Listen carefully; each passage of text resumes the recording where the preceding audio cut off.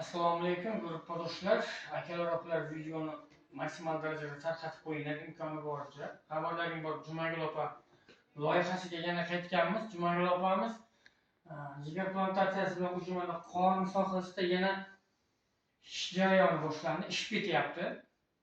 Operatsiya pullarini to'laganmiz, hamma narsasi to'langan, 100% to'langan. Faqat bizlarga operatsiyadan keyingi lichenasiga ozgina mablag' yetmayapti.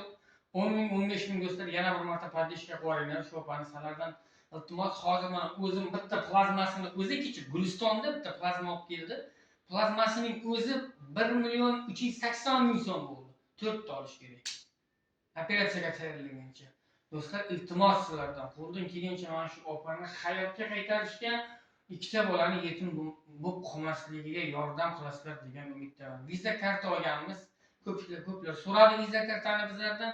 Ya'ni viza karta ochildi, xudo xolasa viza kartalarini o'zini nomidagi kartalarni qo'yaveramiz.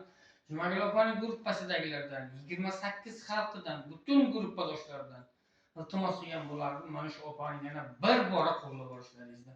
Agar yana ozgina mablag' yig'ilsa, bemalol biz qo'rqmasdan Hindistonga yuboramiz.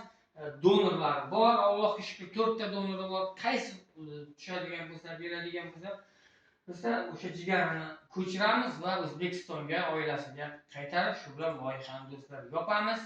Salomat bo'linglar, qo'ldan kelgancha podishkada bo'linglar.